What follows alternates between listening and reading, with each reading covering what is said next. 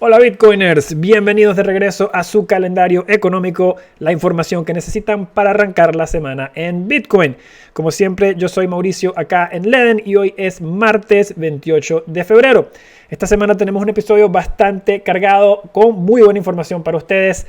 El primer punto que vamos a tratar hoy va a ser finanzas no tan descentralizadas. La semana pasada una corte en Londres le ordenó al desarrollador de un protocolo o de una cartera no custodial construida sobre un protocolo de DeFi que moviera activos de una cartera a otra para recuperar los fondos que se habían robado en un hack. El protocolo /developer accedió y vamos a hablar de qué impacto puede tener esto para la industria.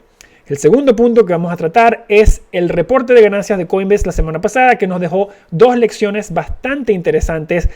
Una en términos de cómo o de dónde vienen los ingresos de Coinbase, comparando sus clientes individuales versus institucionales. Y la segunda es qué están transando estos clientes, qué tipo de activos les interesan les interesó en el último cuarto del año pasado. Y el tercer punto que vamos a tratar es la Reserva Federal contra el mundo. Recientemente la Reserva Federal básicamente sigue aumentando tasas y señala que va a seguir aumentándolas cuando otros bancos centrales no están en posición de poder hacer lo mismo. Esto va a tener impactos en las monedas soberanas como el dólar y esto a su vez va a tener impacto en los mercados. Analizamos qué puede ser ese impacto. Esto y más en el episodio de hoy. Y como siempre, antes de arrancar nuestro análisis, miramos el performance de Bitcoin la semana pasada. Vemos que la semana pasada Bitcoin cerró abajo 2,98% a $23,556. Puntualmente vemos que la semana pasada el dólar americano tuvo un rally bastante significante, subiendo 1,33%, y esto vemos que le puso presión tanto al S&P 500, que cayó casi lo mismo que Bitcoin, 2,64%, al igual que Bitcoin la semana pasada cayendo 2,98%. Vamos a abrir la diaria acá para hablar un poco de niveles técnicos que estamos mirando. Como pueden ver acá, este nivel técnico de resistencia en el precio promedio de las últimas 200 semanas, en efecto actuó como resistencia. Vemos que tratamos de sobrepasar este nivel 1, 2, 3, 4, 5 sesiones y fue rechazado las 5 veces y vemos que se ha vendido el mercado más hacia el centro de entre estas dos medias de precios promedio. Como pueden ver acá, este es un nivel que seguimos monitoreando como posible resistencia. Actualmente se encuentra alrededor de los $25,000 y a nivel de soporte técnico estamos mirando este precio promedio de los últimos 200 días que está aproximadamente a $20,000, que se alinea bastante bien con este nivel histórico que fue el máximo del rally del 2017 en 20,000, que psicológicamente también actúa como un buen nivel de soporte. Desde un punto de vista de momentum, todavía la data se ve positiva para Bitcoin. Puntualmente no estamos viendo crecimiento en el interés corto por Bitcoin o posiciones cortas en Bitcoin. Se encuentra muy cerca de los mínimos históricos, así que eso es saludable. Igualmente vemos que la curva de los futuros de Bitcoin se encuentra de una manera saludable todavía, con un buen contango, queriendo decir que los precios para entrega más allá en el futuro se manejan cada vez más progresivamente más altos, lo cual es la manera normal o natural en la que deberían estar estas curvas.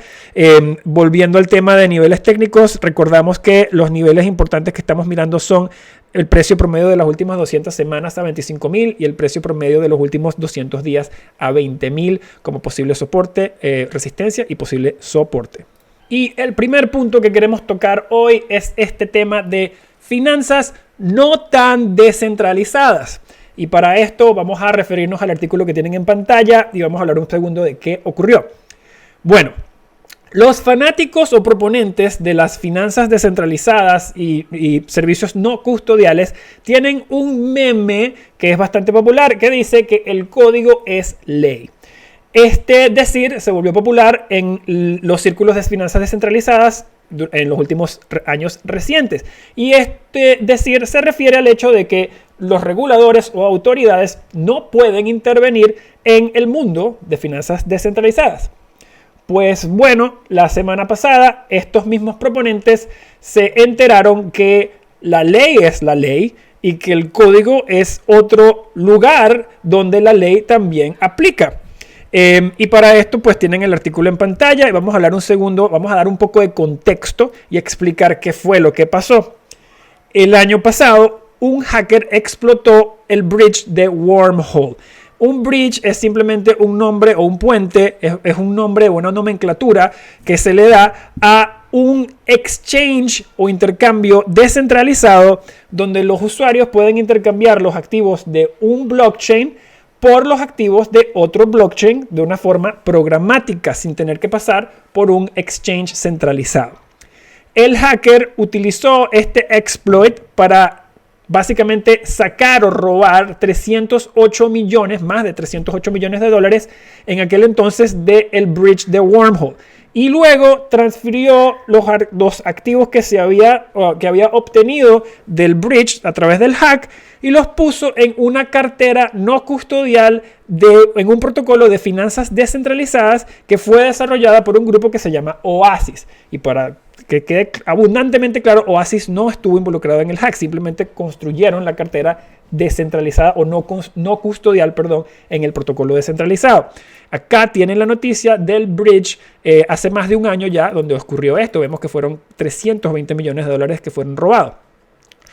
Pero bueno, resulta ser que el developer de esta cartera no custodial le había construido un backdoor. Un backdoor es una manera que deja el desarrollador para poder acceder al código y realizarle cualquier tipo de cambio que él piense necesario.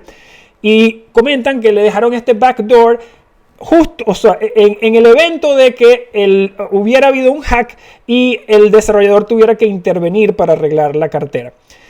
Bueno, el hecho es que este desarrollador de esta cartera no custodial le dejó un backdoor a la cartera no custodial y un grupo de hackers de sombrero blanco, hackers del lado bueno, descubrieron este backdoor y se dieron cuenta que pudieran utilizar este backdoor para básicamente robarle los fondos al ladrón y ponerlos en otra cartera.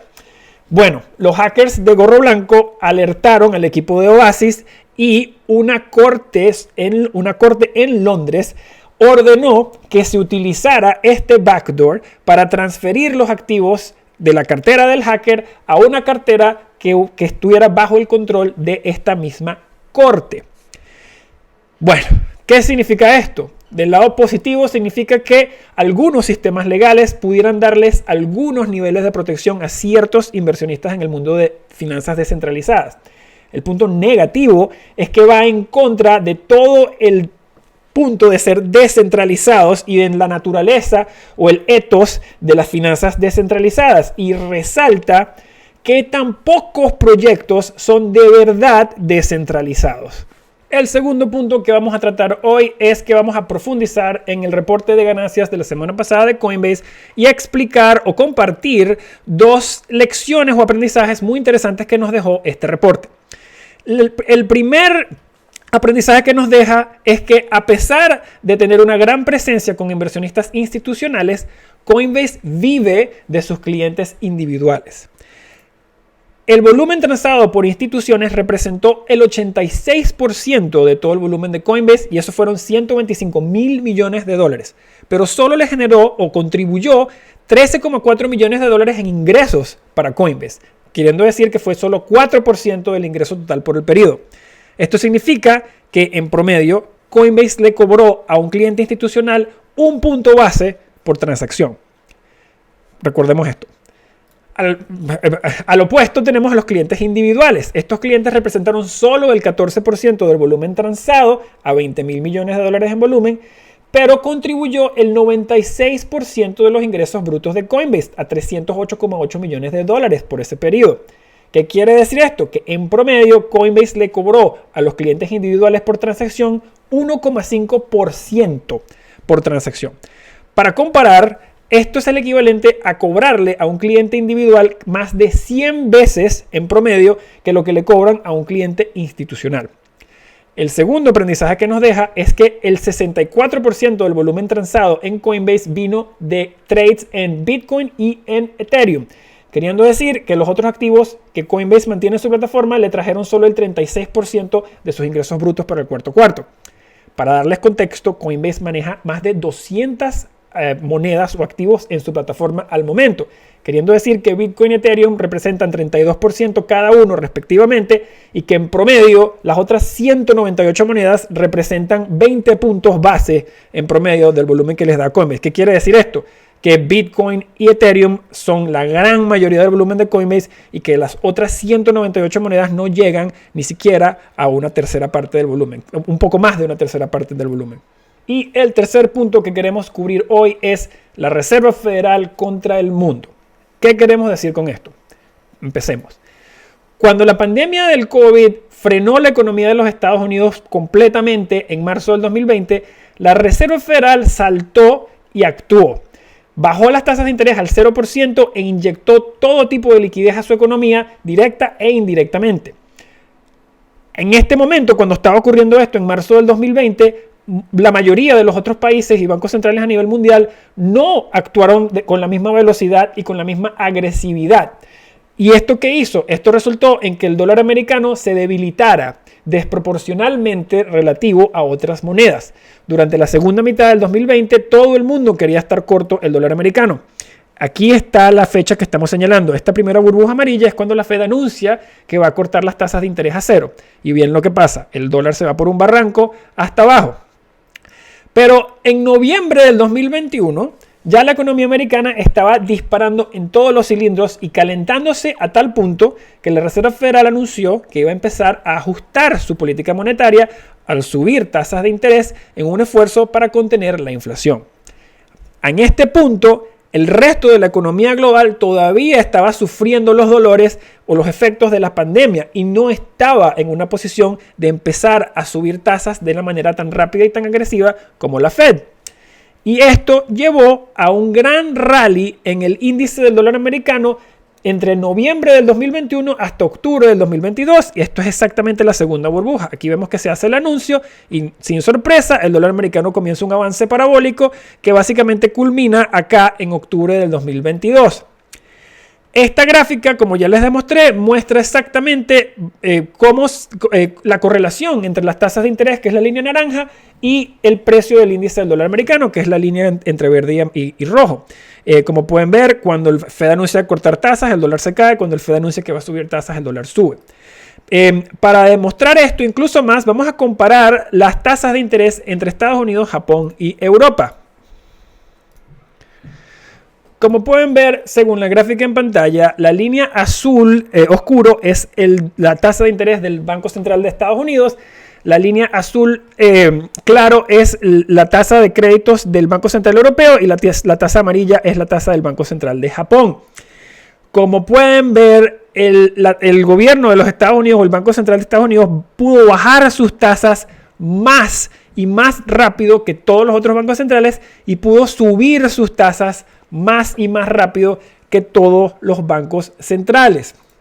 En gran parte pudo hacer esto porque la economía le permitía. En otros países del mundo no estaba en condiciones donde los bancos centrales pudieran hacer esto sin tener efectos catastróficos en sus economías. ¿Qué quiere decir esto? Pues el Banco Central Americano fue el único que pudo subir tasas con esa velocidad sin romper algo en su economía. Y para dar ejemplos, el Banco Central de Canadá y el Banco Central de Inglaterra ambos señalaron que están tomando pausas de hacer más aumentos en sus tasas de interés porque están preocupados de los impactos que pueda tener en su economía. Así que bueno, la gran pregunta es, ¿a dónde vamos de aquí? Pues ya que los inversionistas están básicamente cayendo en conciencia de que las tasas de interés se van a mantener altas por mucho más tiempo, esto ha disparado o iniciado otro rally en el dólar americano. Para poner esto en contexto, en las últimas 4 semanas el yuan chino ha perdido 3.3% de su poder de compra contra el dólar y el yen japonés ha perdido 6% de su poder de compra contra el dólar en estas 4 semanas.